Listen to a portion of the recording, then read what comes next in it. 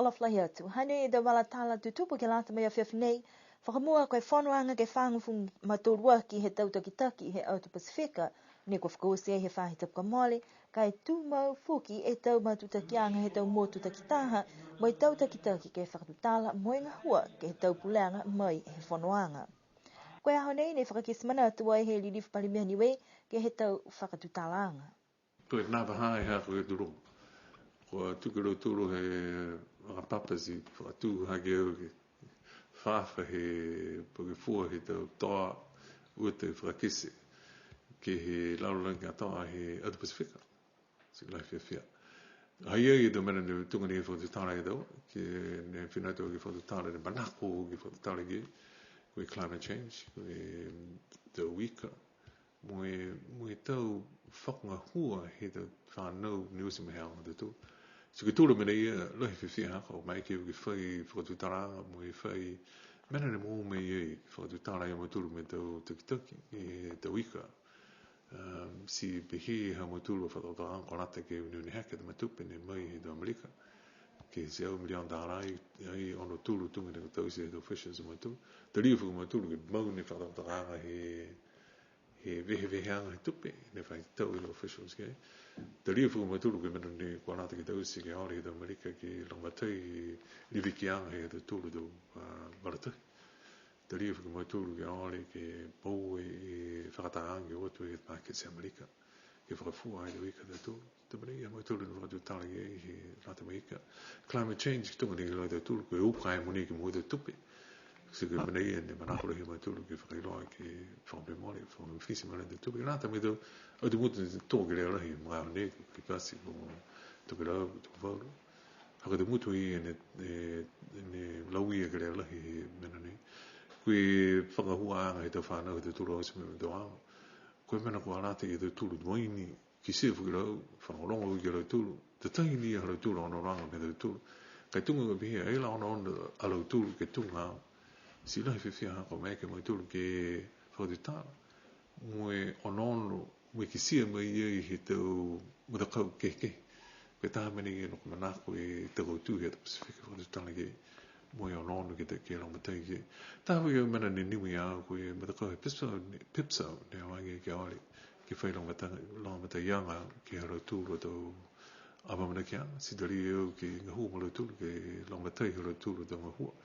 Ke tuka dua ki tau tukitaki Auto Pasifika he tau hau. Si pihia ha mai tūru a mauna ki anga ke kauwhakataha ki. Tāla atu ki he tau ika tunga e ni whakatutala mai koe. Si hauwhia fuki e tau whakatutala anga mai mahuinga lahi ki he tau wala tahi ko tau ika. Mo hiki ki anga e matangi a koe tahe mene ne hake mai lahi e whonoanga ke lau tūlu na tokolonga ni watu. Ke whakakisa lau tūlu ta manatu. Ki he tau whamūli anga moatu ki motu ka Amerika. Ne kua whakatutala matūlu ki ai. Ki he halau tūlu a tukutuku hifu he tau koloa po ki tau kese kona. Ni hauwhia ai hoko mai ai ki wela e tahi mai tau mena pia. Whai whakatutala anga na gai amtulu ki he wala ia he whakaholoanga. Whai whakatutala anga matulu ke mene. Kai tunga i he sia matulu. Koe uka he wharunga aho. Ha koe uka he tapuhana politika he tau motu. Ia na whakatutala. Tunga Amerika. Korangone te ao Obama na pihe. Ko whakamuri i roa ia. Koe nata ke whai tau seanga. Kaka mene te tupu, auka ta ia ka hako mna ko ia, ngahua i kiraro. Ngahua ia moe ue whare he tau whakatawhana Amerika. Si koe mena ia ni ki sia mauturu, koe mena. Koe mena ia, koe mena ki ua aki, koe tupene koa puaki, moe purenga mai tau whakataka mai ki rongatai. Koe taha mena ia ni ukurahi mga honi, si koe taha mena ia ni whae hori mauturu, ke whakamawhisi mai e tupe, ki rongatai ki tau tū. Ke tause ki tanga hua e he tau tūru ne korata ke tause ke lata e me hiki hanga matangi me tau kaskona i e ne tāne kai ki si koe mana i e ne kisia ue mana i anga koe mana whakapolitika ke whakamori ke mana i o aki koe tupi ke langmatai i tanga hua. Pehe whaka ia mahui ngala he whanuanga nei si pihia whoki e tau mawheanga kua whakamori ni wei ki ai. Whakamori matulu e whakawhitianga ni wei whaka diplomatic muintia. So lai whiawhia hako mai ke matulu ki tausi e whakaroanga i. Whakamuri whaka matulu e taha maweheanga ke mai ke New Zealand mo niwe ke whiu tāki e tau mena ke lata me tau tukuhong, ke tau tangata. Si lahi whiwhia fuki haka mai ke mai turu e tau se whikawia. Koe mena ke turu aki koe whakamurianga he hatu turu a katawhia mo Rarotonga ki he tahi. Si lahi whiwhia haka mai ke tau turu e whakamuri. Tāra mai turu me Prime Minister tanga mai ana matakau ke whakatause mai whakamaupo ke whakamuri fuki he tau turu matau. Mai whakamuri fuki he tau turu me International Waters in the south of us. Ke mai ke mui e ke ute tau turu, ha tau turu ka, whakamurianga ke he waratuhi hāniui he laurora ke tuku atua ke he United Nations ke whakamuri ke hāniui e. Ko he whanuanga ke whangfuma whaa ki he tautakitaki, ke he taukahau ko amna ki ai ke whakahoko ai ke he motu ko Marshall Islands. Amna ki ke matutaki e tau whakatutalanga mo e Lidif Palimia ke pūri he pō tuloto. Ko e tau whakakatoatoanga he ose vili no whaata ki taki maanga he ahua pumalia mi au koso, ko amna ki ke kamata e tau omonuo he whalua tau maanga he whahitapu nei. Pe he hukui whakatuwhono ko e maanga ko tuapa ko amna ki ke kamata e tau omonuo ke he whahitapu nei. Ko e tau whakaholoanga ka ose e vilianga he tau no whoa, tukuangi ki tuhi kupu he whono e ke pule ke tālanga ai e tau pepa whakamooli mo e omonuo e lata mo lo tolu kua kautu ke he vilianga. Sifua ki angi ke huririfu e ke pule ke tau se whakaholoanga mo e tuhi kupu he whono takitaki maanga e ta maanga takitaha spihia mo e lilifu a kwako. Ko e tau vilianga he mahino ka mole kua kisia he toko lima e maanga ne kua whakahoko e tau vilianga kua lufto ke lau makefu muapa hikta wake mo tui. Whala tau maanga nā kai hoko si e tau numela halu tōru, nā kai la moa e taha whaka iloanga ke mga honei, koe ririwa lau tōru nei, ke vili he tau mga hawhi, ke moa e tau numela. Koe tau whono takitaki maanga osi, kua hiki tuai, ke lima osi e tau numela, ke he tau maanga, pese he tose, po ke lahi. Kua lahi e ngahua he taha i tangata pisinisi motu ke tau siusei ta pisinisi whāma moa ko Billy Saniteli, ko ta mai nei hana tau punua moa, ke lata mai matanga hua whawhanga moa, ke lata mai mawanga he tau fufua moa, ke whakafua ke he tau tangata. Talahawa e wili ke manako ke whakafua, whakatau muka muka e tau fufua moa, hakua kisia pese ni e whakahoho e whakatufone tau tangata ke leveki moa ke he motu, kai tau uka ngaia ni e tau fufua moa ke he mga honei.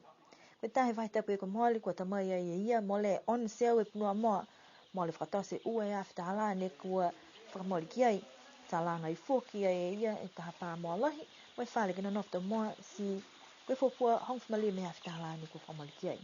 Koe mena lahi talahau ia, koe tau tangata whakatau ka tō e munuina ki ai, ke maua e tau fufua moa tau muka muka.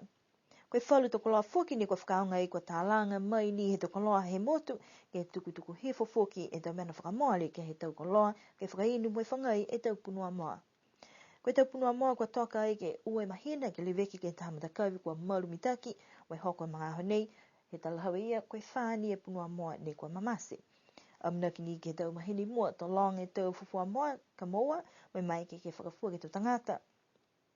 Whai amana ki anga whuka i e talhau, ke ta mai ai ta moa tāne, ke whakalonga tu whuka e tau nungala moa.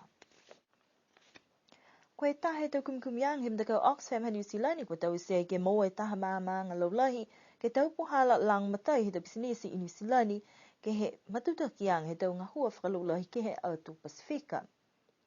Ko niwe tahe ta motu ni ko lau ia i ke he tau kumkumianga nei, ha koe manako ke kisia koe ngahua whewhe he tau pisinisi New Zealand, ne ko mai ke fua ki lang matai ke he whalu pisinisi he motu, ne ko kisia ko whai whakalaulahianga ke he tau puhala maua tope. Koe tau talhawanga ka eke ke mama, koe tau puhala whewhe ne ko ngahua hua mitaki, pake tau men ko lau ia e tau mutanga hua, moi tau whakakuanga, ko moa mai ha koe manako ke ta mai tope ke he motu. Ono atu whoki koe hingoa e tau whahe ni ko malolo, po ke lalaiole e tau pisinisi New Zealand, wai halu tola tau matuta kianga ke hatu Pasifika, wai ono atu whoki ke tau puhala ko mai ke langmata ia atu whoki e tau ngahua whakalaulahi.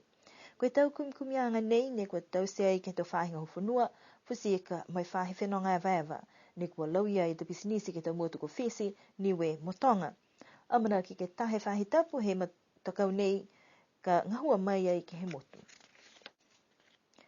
Koe a whaiume kua mole atu ni whakahoa e tau whakawhiawhia a whakatātā he maanga ko tuapa kua longa e tau whale whakafuakai ni kua whakatutu mo gisia fuke toko longa he tau tangata kua ewa atu ai ke kawhalataha ke tau whakaholuang he aho. Koe tau koloanga hua whanua kua nākai longa lahi ha kua mai longa e mga hala kua toe la ke he motu mo e nākai hoko sia whalu tau fufu he whanua ke he tau nang. Pese ia ko pe he tahe tangata ni kua whakafuakai ke he aho lahi whiawhia ha kua holomita ke tau whakaholuanga mo e nākai toe uha ha ke tunga whamhani e tau ni kua tōtu mau e uha ke ha whakatātā. Tu mawanga ia ni e tau kori whakatātā he tau whanau mo e tau fuata he maanga ka mata me whakausi ai me tau lolong whakaheki ki hatua. Ki sia ki aia ke he kehe mo e whio he tau kori whakawhiawhia mo e laula he tau kori motu kehe ni kua mahuinga ke tau whanau. Koe taha tala hawanga mai tau tangata he maanga kua lata ke liu ono ke tau whakawanga a whakatātā ke whai mana kehe ke lata me tau tangata kai nā kai whakatata iosi tau a whakatātā ha kua kisia nā kai mahani tau tangata ke nofo lewa tunga he tau ngāhui kua mole e linga ni he tala hau ia ha kua whiu ni ke tau whakahawanga ngai ani kua whakausia e aho mo tau whiawhia hangao ke he tau tahau ke homo atu whoki i mtaki e tau amnakianga ke lata i mai maanga ko tuapa.